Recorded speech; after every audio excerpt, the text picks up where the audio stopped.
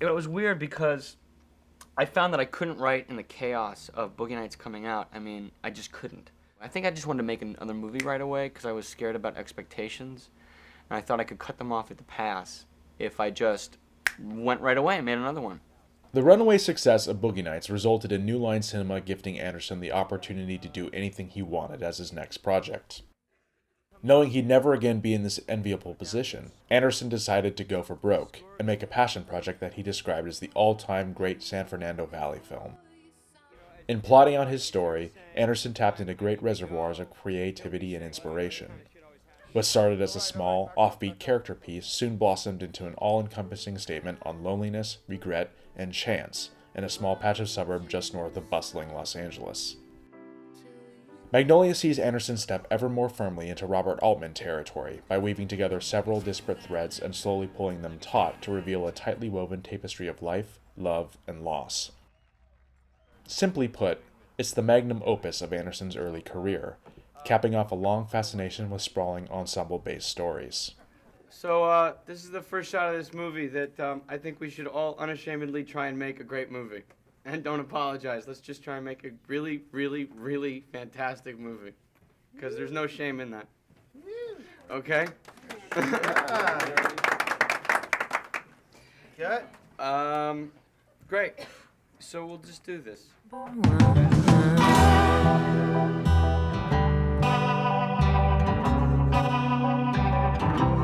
I tell you something? Yeah, of course. I'm really nervous that you're gonna hate me soon. You're gonna find stuff out about me and you're gonna hate me. You shouldn't be scared of scaring me off or whatever you think that I think and on. You should just say it, whatever it is, and I'll listen to you. You don't know how fucking stupid I am. It's okay. You don't know how crazy I am. It's okay. I've got troubles, okay? I'll take everything at face value. I'll be a good listener to you. I started this, didn't I? Didn't I? Fuck. Whatever it is, just say it. You'll see. You wanna kiss me, Jim? Yes, I do.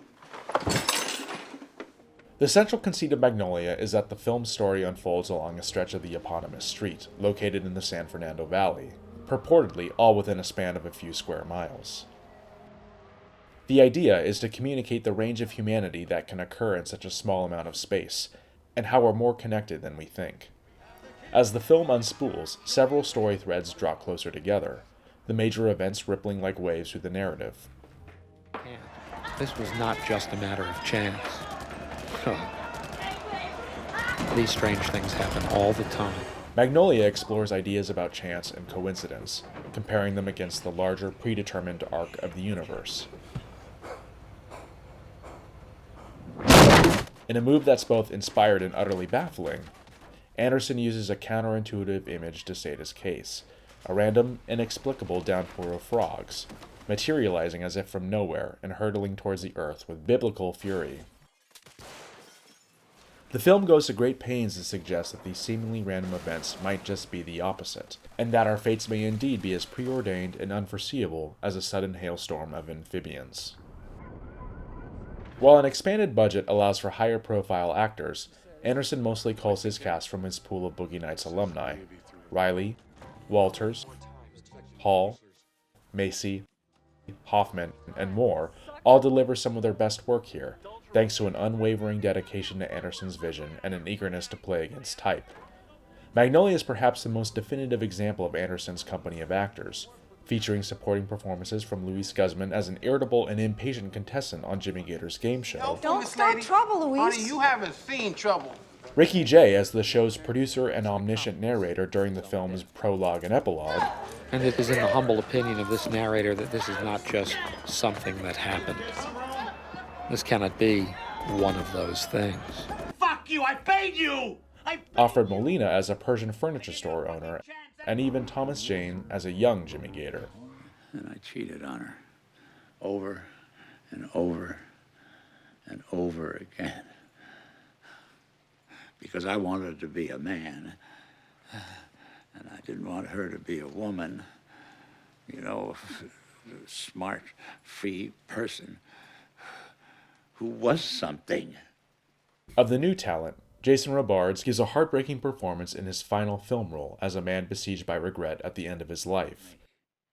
Hollywood superstar Tom Cruise was nominated for an Oscar in what is generally considered a career best performance, as the scene-stealing chauvinist who uses bravado and machismo to bury his crippling daddy issues. Take it on head first with the skills that I will teach you at work and say, no! No! You will not control me. No! No! You will not take my soul. No! No! You will not win this game. Magnolia is the kind of film that lives or dies off of its performances, and thankfully the collective efforts of Anderson's brilliant cast helped the piece soar to exhilarating heights. I have love. A very chatty kind indeed you do, it seems. No, I mean, I'm telling you. I'm telling you, I have love. Yes, and I'm listening avidly, fella. My name is Donnie Smith, and I have lots of love to give. Magnolia is not as visually stylized as Anderson's previous work, but he still manages to achieve a larger-than-life feel thanks to returning cinematographer Robert Elswit's virtuoso camera work. The film's aesthetic is textbook Anderson, a 235:1 anamorphic frame given vigor and color by a mix of confidently executed dolly, crane, Steadicam, and handheld compositions. Like Boogie Nights before it, Magnolia uses long tracking shots to convey space and time, pulling its characters along their cosmic journeys. Elswit and Anderson find the opportunity to experiment with different film stocks and cameras in Magnolia's bookending chance or fate sequences.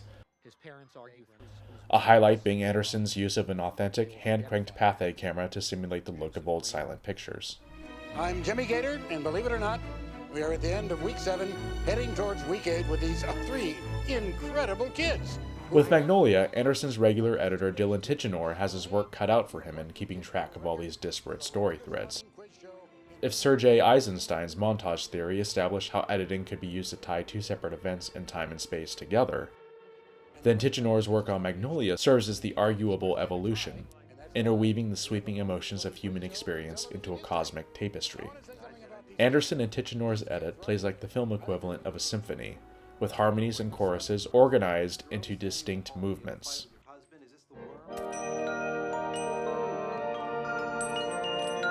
The movements themselves are distinguished via an inspired intertidal conceit that, instead of conveying the passage of time, notates changes in weather and humidity. It's an interesting idea that we'll certainly never see the likes of again, further evidencing Anderson's unique worldview. Magnolia is the first of Anderson's films not to feature the work of composer Michael Penn, but he does retain musical continuity in the form of Penn's wife, Amy Mann, and John Bryan. Oh, come on, Frank. What are you doing? What am I doing? Yeah. I'm quietly judging you. The medium of video played a huge role in shaping Anderson's early worldview, like it did for several filmmakers of his generation. However, his treatment of the format undergoes something of an evolution throughout his filmography.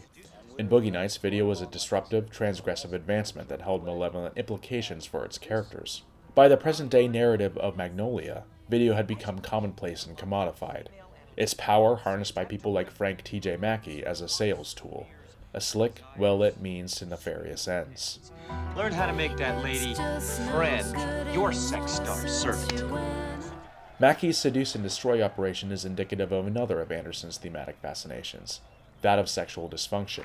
What I say is, Denise the piece, I mark it down, oh, I write it up, and you have been warned. Because I have my lasers, I have my tasers, I have my ICBMs, I have my bazookas, I have my jets pointed right at you. Mackey employs a tactical, scorched earth approach to seduction, viewing women purely as targets to be eliminated with the ballistics rocket below his belt. As his character arc plays out, it becomes quite clear that this militaristic, aggressive, and highly disciplined approach to sex is a crutch he leans on, a shovel to bury deep-seated rage about his past and his family. Indeed, several of Magnolia's characters' dramatic troubles stem from sex in some manner. Riley and Walters' fumbling romance, Robards' abandonment of the love of his life for a fleeting affair, or Hall's continuing infidelity and the implied sexual abuse of his daughter. Get out! Get the fuck out of here! Get Magnolia's thematic exploration of sex dysfunction overlaps with his exploration of family dynamics, digging deep into his character's insecurities and faults to find an inherent desire for the comfort of home and family. Like any wildly ambitious film, people didn't quite know what to make of Magnolia when it was released. The film didn't do well at the box office, but critics hailed it as a profound expansion of Anderson's directorial skill. People were just as quick to deem it a masterpiece as they were to deride it as an overindulgent failure. Regardless, Magnolia went on to considerable award season success, winning the prestigious Golden Bear Award at that year's Berlinale, as well as a second consecutive Academy Award nod for Anderson's screenplay. I just would want to say thank you to the jury. Thanks a lot for liking this movie, because it helps, and it's very encouraging when you get prizes, when you really, just it's very encouraging to keep working hard. And thank you to my cast and to this amazing city, which is a great place to show a movie, and especially in this building. With the release of Magnolia, Anderson had arguably reached the peak of his capabilities within this particular set of stylistic conceits. He had gone from the boy wonder who took Sundance by storm to the preeminent chronicler of California's weird and wonderful fringes, and all before his 30th birthday. However, he also had the intuition to realize that continuing along this route of valley-based ensemble epics would only lead to creative stagnation. A new direction was needed if Anderson was going to remain unpredictable, but just how sharp of a left turn that would ultimately be is something that absolutely no one could see coming.